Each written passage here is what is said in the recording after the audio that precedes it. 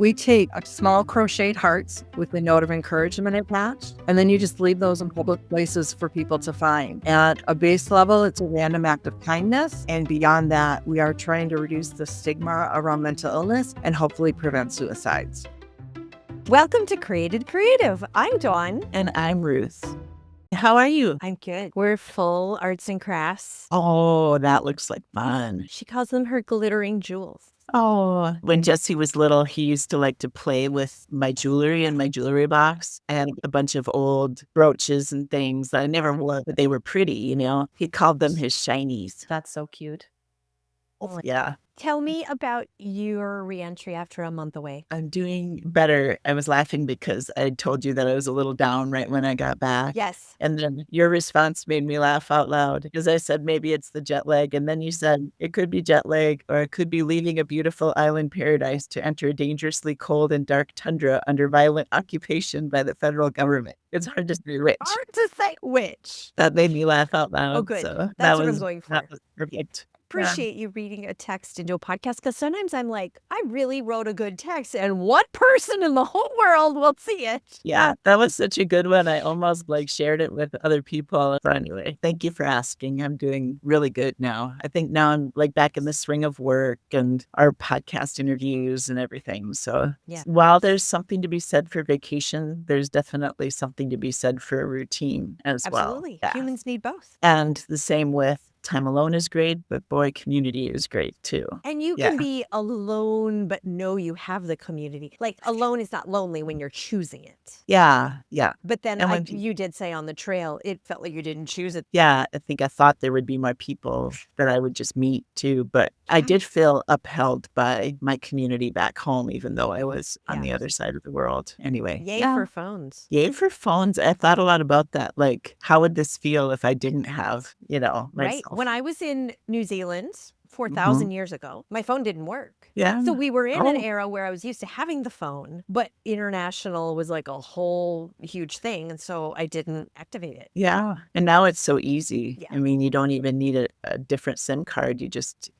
An electronic SIM. Yes. I could just download it and get cheap too. It was super cheap. I haven't been overseas since right before the pandemic. I went to Milan. Well, then it's time. My timing is off because now the Olympics are there. I was like too early, but I was there during Fashion Week. Ooh, nice. Yeah. No one mistook me for somebody there for Fashion Week. Or there were just so many people there for Fashion Week. They were like, oh, she's another one. That's another one in America. That did happen once in New York. Yeah. That I was going because I worked for Kenneth Cole. He's a real person. Mm-hmm. And they needed seat fillers. And so they have office people because when they take the photos, they need every seat along the runway filled. And someone tried to direct me to the model entrance. Oh, nice. And I was like, oh, I'm just a seat filler, but thank you. But that's pretty cool, though. I just had a good coat that year. That's it. It was a really good coat. I had someone at Concordia think that I was a Norwegian exchange student. That made me pretty happy. Yeah, that is an honor. So that's the closest I can get. And you are actually famous in Norway as a reality TV star. Oh, yeah. So, right. Oh, see, there's any way I can get you to work that back in again. You're always gonna cue. Yeah. So anyway, how are things there? Good. It's cold. It's cold. Yeah. I'm sure it's colder where you are. It feels nice today because it's like 20 degrees. Oh, every temperature ever is relative. It's true. Even if it's been 80 for 2 weeks, you're like, oh, the temperature's boring. Yeah. And it's sunny today, so that makes it feel warmer too. I heard once, I don't know my source, I'm sorry, but I'm going to say it, that North Dakota is one of the best places in the world to have solar heating because the relationship of how cold it is and how sunny it is the widest. Oh, I believe that. It does have a lot of sunny days. Mm-hmm. And Minnesota does too compared to a lot of places I've lived. So, yeah. It's sunny, but freezing.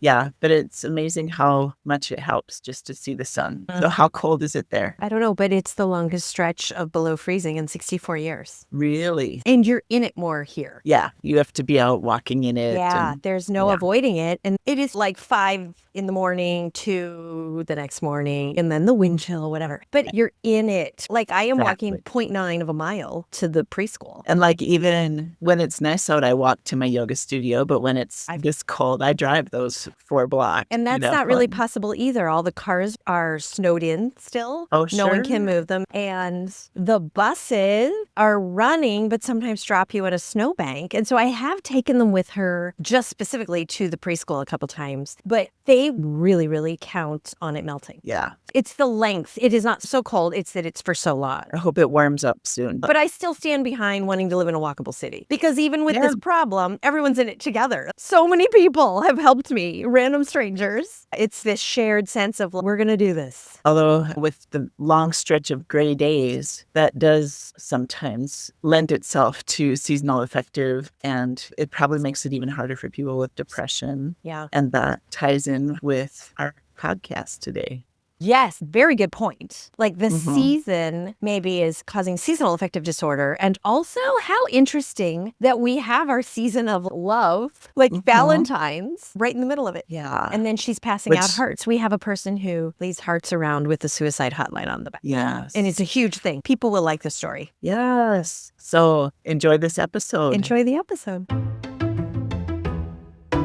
Kathleen, it's so nice to meet you. Yeah, you And- too. Thank you. You have such a nice aesthetic where you are. It's my living room. It's great. You did well if you're in charge of it. Thanks. Where are you? I'm in Onalaska, Wisconsin, which is right by La Crosse. Nice. Yeah. Good area. So we like to start by asking our guests to introduce themselves. Would you take a moment and do that? My name is Kathleen Jensen, and I'm the founder and creator of the Little Heart Project. We live in western Wisconsin, and my husband and I, we've been married 38 years. I have 2 grown daughters, ages 32 and almost 30. And my degree is in marketing from St. Cloud State University. So as we talk about the Little Heart Project, I have no background in social work, psychology, any of that stuff. So I just am learning from my friends who are all of that and learning the best ways to go about what we're doing with the Little Heart Project. But you know how to spread the word if you have a degree in marketing. Yeah, Kathleen, I love this. And I first heard about this. I must have read a news article about the Little Heart Project, but could you describe it for our listeners? Yeah. We take small crocheted hearts with a note of encouragement attached, and then you just leave those in public places for people to find. At a base level, it's a random act of kindness. And beyond that, we are trying to reduce the stigma around mental illness and hopefully prevent suicides. Yeah. That is a huge jump. That is Yeah. great. Yeah. Can we hear some stories? Do you know who has ever found them? Do you have any way of knowing? We do. We hear a little bit. There's no rules with any of this. There's no record keeping from other people that are involved. So you don't have to tell us your story, but if they decide to send a picture of the heart they found, sometimes they'll share, sometimes they won't. I'll share a couple stories. So we're 3.5 years old, and our hearts have been found in all 50 states on all 7 continents. We have directors sprinkled across the world that are basically me right where they live. And so sometimes they'll share stories. Today, I just had a story shared with me. I had given a heart to a rep that travels from the cities to where I work. And she had given them to her mom, who is a victim advocate. And so there was a young lady testifying in court against her dad because of sexual assault. And so this woman gave this girl a heart to hold while she was testifying. And she held it so tightly that she rubbed it to things. And so she gave her more heart to finish her testimony. It was some sort of soothing thing to her. This fall, we've been collaborating with an organization in California. We've done some really cool things with them. And they took our hearts down to Mexico. They were scheduled to meet with the president of Mexico to talk about mental health. And that sadly got bumped. It's still in queue, but some other high-ranking officials flew in to talk about tariffs and all that. The nerve. Yeah. They left hearts all over. And one of the stories they shared was there was a woman sitting on a park bench. And so one of the staff just walked over and gave her a heart. And sometimes people are leery, like, "Are you trying to sell me?" And so they explained what it was. And on the back of the tags of all of our hearts, so the front has a saying and then the back has caller text 988, which is our nation's suicide and crisis lifeline. And so we had made special tags in Spanish, and then it had their national suicide and crisis lifeline. So this woman on this park bench is given a heart, and then she understands what it is. Her phone up, calls the lifeline, and talks to them as she's walking away. This woman was in crisis And coincidentally, these people found her. And just needed that little push. Love. Yeah, really cool story about how this is so simple for anyone to do anywhere is a story out of Elko, Nevada. And it's a very small town. And a couple years ago, I got an email from a woman there stating there had been a lot of teen suicides there and wanted to know what she could do. So just start making the hearts. That's it. Get other people to tag them and start leading them around. And then usually then I don't hear anything else. And that's fine. Go do your thing. About a year later, I got another email from someone else in Elko, Nevada. And she said that she had just been at a celebration of life for a teenager that had taken their own life. And there were hearts on every single chair. Wow. So the first person had taken it and grown it, and then who knows who else was involved with it. And that's how it works. It's so simple. Yeah. So the hearts are, oh gosh, they're less than 2 inches wide and they're small. And you crochet these. Yeah. And then there's a little tag attached. And the one I have here on one side, it says, ignoring your emotions is like being lost in the woods and hiding your compass from yourself. And then on the other side is that information, like you said. And so do you have a story about what started all of this? I sure do. So an event happened in my family 12 years ago that left me with depression, anxiety, complex PTSD, and suicidality for 8 years. All day, every day, I wanted to kill myself. Every moment of every day. And I've been in therapy ever since. And that has lessened. It comes and goes more now than being ever present. Probably, 4 years ago, my therapist showed me a heart from a similar organization down in Texas. And because she knew I crocheted, but I just looked up that organization and thought, maybe I'll make hearts and nail them down there. And then I thought, well, maybe I'll do that and just leave them around where I live. The more we thought about it, we thought, I wonder if it would be more impactful if what we did had a local story tied to it. Because this was designed for me to do this where I live, period. No one else. That it brightened one person's day was the goal. And so we decided, if it would be more impactful to the local stories. We created a website and got social media up and running. And I started collecting things from all over the place to put on these tags and gathered people who could help. And we had a vote on our name and the whole thing. And then we launched it thinking it would be just me doing this. So when I first started, anybody I met, I would say, do you crochet? I bet you know some that crochet. Because with no crocheters, there is no project. And someone referred me to a local university that they had seen something in the news. And so I get in touch with the local university. And we had crocheters or knitters. And they could probably help, or maybe we could help tie tags. And I told him just a tiny bit of my personal story. And he said, would you share that with the group? No, never shared my personal story with strangers. And now this was going to be 250 people. Right. It's a big jump. Who would be in the audience? Who would hear it? What would they think? Would they judge me? All the stuff. And we talked for a while, and he was just so gentle and loving, not pushy. And finally, he convinced me somebody there needed to hear my story. So I wrote a speech. We had no stories to tell because we hadn't even started anything yet. So it was just my story and how to get involved. And then 6 students stayed and helped tie tags on for a couple hours. And after we were done, one of the people pulled me aside and she said, Kathleen, last night I almost killed myself. And she pulls her sleeves up to show me dozens and dozens of fresh cuts up and down both of them. And being here today, hearing your story, being able to talk with you, I feel better. Yeah. So that was the first glimpse of, this might be something bigger than I thought. And nothing that has happened with this project have I tried or forced to make. It is just so simple for anyone anywhere to do this. And we found right away that families that have lost a loved one to suicide are desperate to do something, anything to help this not happen to the next family. And this thing I accidentally created is that thing for so many people around the world that they can now do something to make the world be better and maybe reach someone. So many questions. But first, how quickly can you make one of these? I bet you can make one really quickly now. It's 2 to 3 minutes. And I don't get to make very many now. I spend a lot of my time on administrative things. So in the 3.5 years that we've been in existence, again, we don't require record keeping from anyone else. It's supposed to be healing and fun. And I don't think record keeping's either. So we keep track because journalists want to know. So in 3.5 years, we know that from our home, over 157,000 hearts have been given away. That's not anyone else around the world doing this. So we can double, triple that number from what I'm doing, massive amounts of people that have been touched by this. Yeah. I love the way in which it can't be measured. Like, you can't measure love anyway. How many Yeah, hurts? So why exactly. even try and know the number? Yeah. Right. And I just felt like that's not what this is about. Right. We keep track again because journalists want to know. Right. And And it's different fun. organizations might need to know, but I don't get hung up on that because there's too much to do, honestly. Right. Yeah. Yeah. Are you being invited to share about this a lot for different organizations? Yeah, I have given over 40 presentations around the Midwest. I'm as far away as Chicago and almost up into Canada. So my nonprofit friends, after a couple of years and loving me so much, have convinced me now that I have to get paid to do that. I have a full-time job in addition to devoting 20 to 25 hours a week to this. So it feels icky. Like I don't have a PR person. It's just me. But I have to protect my time because I struggle with my own mental health. And I have a full-time job and all the demands of this. Yeah, it's a lot.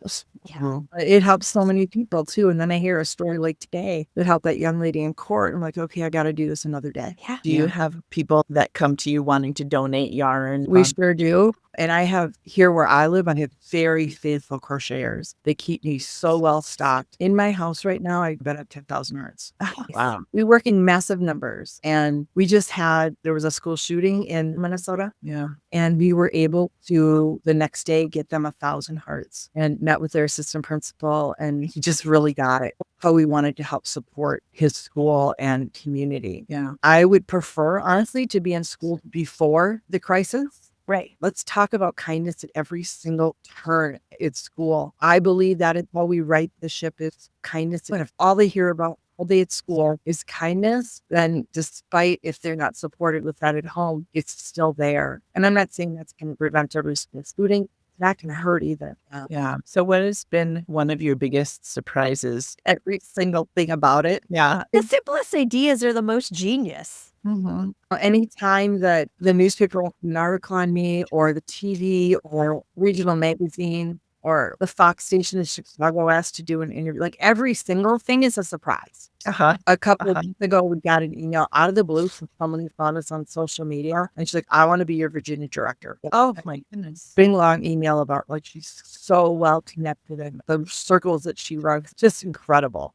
So I had a Zoom call with her this weekend and unbelievable. And that's a surprise. Like I don't go recruiting these people. They ask to do more in there. Because they believe in it. Yeah. And our Colorado director, they're all amazing. Every single one's amazing. But she's for 911. And before I met her, I thought you just dab 911 and it worked. Apparently there's people that make it work and she happens one of those. So she was going to a national conference down in Florida. And I was on the phone with her the night before and she's like, I'm so nervous. I've never been to one of these before. And I want to talk about the hard project, but I don't know what's fine, honey. Just go and meet some new people, learn some new things from your job. And if you leave one part in the hotel lobby, call it a room and you're good. And I'm going to find somebody to talk to about this. She calls me as she's getting off the plane. And she's like, you won't believe it. I'm not the person. Getting on the plane, putting her overhead luggage away. And on either side of her, these other people are talking about the Midwest. And she's originally from Green Bay. So they share, and one of the women runs an organization that trains traveling 911 dispatchers. I didn't even know there was such a thing. And so then our Colorado director said, I got to tell you about this project I'm involved in. And this woman's eyes are bigger and bigger. She said, we need to get these into all 911 dispatch centers nationwide. I have all the content because that is what I do. So there are over 6,000 911 dispatch centers. Each of them is getting 100 hearts. Do the math, that's a lot. That's a lot. And the responses we've gotten have been incredible. So when she told me about this, I just Googled mental health and dispatchers. They have a very high rate of mental illness, but because of the nature of their job. They're and hearing every bad thing. And their suicide rate 4 times the national average. What an honor to be able to support that. They're bringing it to their communities. We get more beautiful emails thanking us because so often we're overlooked. They're more appreciable, and then they can get it into their communities too. And so an accident, like we didn't plan that. So it's all been a surprise. Yeah. Do you have a lot of, I just picture with making these hearts, and I've known a lot of church ladies over time, and I picture like they would love to make things like this. Do you have a lot of church people that help make these? There might be. I don't know about that. Yeah. We work a lot with the universities in town. They help tie a lot of tags for us. Crocheting is actually a very trendy thing for young people. Oh, that's We have found that most high schools in the US have a crochet club. All colleges have a crochet club. And so that's really a neat way to get in, because it's always a matter of like, how do we find a way? Yeah. This fall, there was a suicide at Ohio State University. So I don't have contacts there, but I found their crochet club. And then I accidentally found Oklahoma State University. And so I had sent them a message on Instagram too. So both universities are making hearts for their campuses. And it's that simple. I ask my crocheters to just crochet and find other people to tie tags on, because anybody can tie a tag, but not anybody can crochet. You need the special skill, but you don't want to waste those people's time with the other thing. And the more hands that touch each heart, the better. Crocheters are touched, the tag tires are touched, whoever finds it is touched. Yeah. You've been working with this project. You've been growing it and doing all these things with it for years now. But I was wondering, is there anything, Dawn is a wonderful coach, and is there any coaching that she could give you today on part of your business? Oh, it's a constant battle to not say yes to everything. Because at first I did, because I just felt every single thing needed to be taken care of. And now I'm constantly having to find new creative ways and let other people use their skill set. Okay, so here's a big fix for you, Dawn. We'll fix it together, not just me. So I would love to be able to do this full time, earn a salary. And so lots of people across the world earn a living working for a nonprofit. Yep. People look at me like I have two heads when I say that's what I want. And I really would like to have grant writers on staff. Yep. You know, love it. Because there are people who write grants and they might want to volunteer. I just have not been able to find them yet, because I could probably be an excellent grant writer, but I don't have time. And that's a struggle for me, because if it's important enough to you, then you should just make the time to do it. Well, there's only 24 hours in a day. Right. And I'm not 20 anymore. It's a lot. So I don't know. What do you want to do with that? Yeah. Are you already a 501c3? I have a fiscal sponsor. Do you know what that is? A little bit. Grants are going to go to people who have the 501c3. Yep. So I have that status. Yes. Okay. Awesome. Because that'd be like the first step is just to make sure you can legally take people's money. And I'm looking for less work, not more. And so a couple of years ago, I was really looking hard for a fiscal sponsor, and it was harder than I thought. Yeah. And it didn't happen. And then all my eggs were in that basket, and I really thought people would want to help me, and it didn't turn out that way. And so a fiscal sponsor just came up to me. It's a mental health coalition in town. And so we have that now, but then because I don't want to be my own 501c3, because again, I need less work, not more. Right. So then you'd have to have an accountant, a lawyer. Yeah. You have to have a board. Yeah. All that stuff. And that's time. So have you met with them to see if they want to help expand this whole thing? Yeah, I'm friends with the president, and everybody in a nonprofit world has their plate so full. For sure. There is money out there. It's how does it fund towards you? Because even some of these college students might want to try writing grants. And I did work 1 year with a university grant writing class, and their professor, at the time I wasn't a 501c3, so I could reach back out and say, hey, now I am. Is that your next step then? To reach out to them and just have some students write some grants? Yep. Even them finding which grants, that's time consuming. I know it. Have them research it. Yeah. Thanks for the reminder on that. Because I also know there are people out there with gobs of money that they want to do good with, but that they is don't. Absolutely true. And I just need to find them. Like all I need is a meeting, because I look at a yes. Yep. Just sell what we do and how we help people. Yeah. Yeah. I think it's going to be the grant writing and then the networking. And that's what my friend on this board said, is that angel investors are typically through relationships. Yes, they are. Well, I'm not a Rockefeller. I don't run in those circles.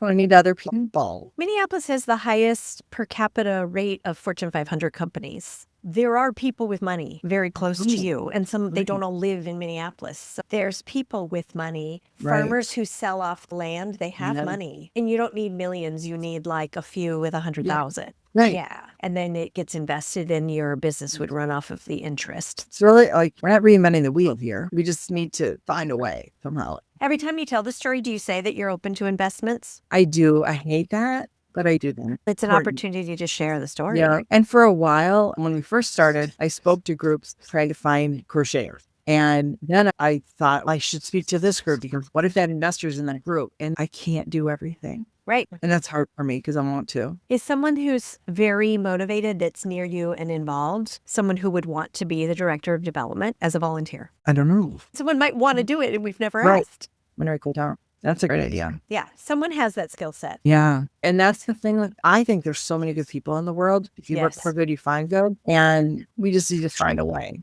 Yeah.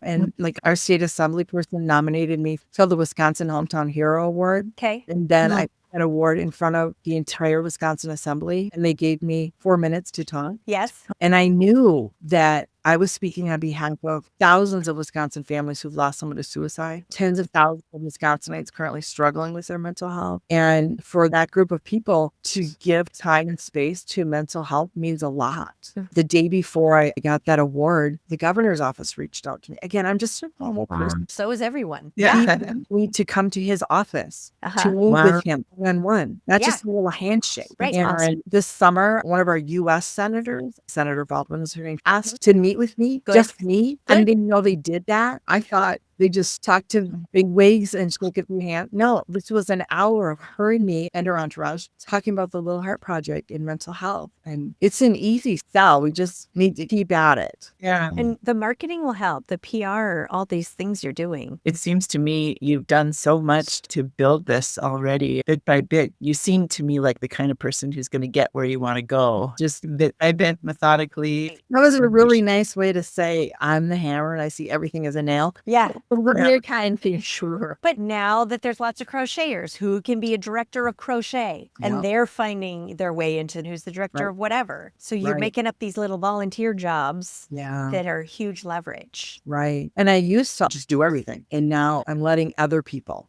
What's an awesome problem? I had a friend reach out after there's a Dallas Cowboy recently that died by suicide, a player. And she reached out to me and she's like, do you have any contacts with the Cowboys? No, I don't. But and someone does. My first thought was, okay, I can do that and find the emails. I'm like, how do you do that? Yes, exactly. And she's like, yeah, I can do that. Don't take it on. Yeah. So step one, don't take it on. Give it back to people. Step two, you're going to do the college students writing grants, finding someone else to be a director of development, and keep pitching and networking toward people who have the means to donate. Yeah. It's just 4 things. I know. And those, I don't want that to be the forefront because why we do this are the stories we hear. That's the part you'll keep no matter how many people get involved. Yeah. And we have businesses, I don't know, it's 100, 150 businesses that we know of who host a bucket of hearts that someone else has contacted. I don't have time to go to those businesses. I'm working during the day. And that's a great way. And people can go on our website and find, is there a city near you? And if there's not, you do it. Get you buckets and then you do it. Really that simple. I was just thinking about my church is always looking for different organizations, and I should organize with you. Maybe I could have you join us by Zoom sometime this spring, because I know like my church would love to hear more about this, and I'm sure lots of churches would. I'd love to do that. It's startling how many lives are touched by suicide. About a year or so ago, it seems like I've been doing this 30 years. About a year ago, I added something to my presentations where I asked for a show of hands at the beginning. If you've ever been suicidal, if you know someone who's been suicidal, if you've lost a loved one to suicide, show of hands. It's everyone. In every single patient. And this is such a simple way to reach people. A big part of my presentations is education as well, because a lot of people still say committed suicide. The experts tell us that we should say died by suicide. Take away some of the shame that help people be more apt to reach out for help. So that's a big one. One other thing I do as part of my educational components in my presentations is to remind people that talking about suicide does not cause suicide. Hopelessness causes suicide, because a lot of people feel like if your friend is struggling, they feel like if I ask them, are you suicidal? That would give them the idea. And the experts tell us, no, it's not work that way. And so it's okay to ask the question, are you suicidal? Yeah. Ask your friend that, if they're really struggling. And you don't have to have all the answers. Just have them call the 988 Lifeline, or you can call it with them. Yeah. But always widen the circle. Yes. And that you're not alone. Like when I had people raise their hands in a presentation, that's really to let them know this doesn't have to be a secret. Right. It's like when miscarriages happen and it's all riot. Like so many women have had miscarriages. Talk about and love each other through that. Things like that don't have to be a secret. Yeah. Mental health, mental illness is not a choice. It's not as simple as snap out of it, that there is help and there is hope. And there's a lot of people out there that are rooting for you to be okay. There's a lot of people rooting for me to be okay. Kathleen, we can't thank you enough for spending time with us to share about this beautiful project that you have created and that has taken on a life of its own all around the world. Yeah, it sure has. And thanks for what you guys do too. It's so awesome to talk about creativity, and that really is at the core of who I am. And it's just one way that comes out. Creativity is saving lives, so that's the ultimate thing. Thank you. Thank you for being here. Yeah, thanks for having me, ladies. Thank you for joining us for Created Creative. We're so glad that you could be with us, and please take some time to share this episode with a friend. And definitely visit the Consecrate website, consecrate.createjoy.com, and check out all the amazing things. Yeah, share some love with your favorite minister and go create something. Go create something.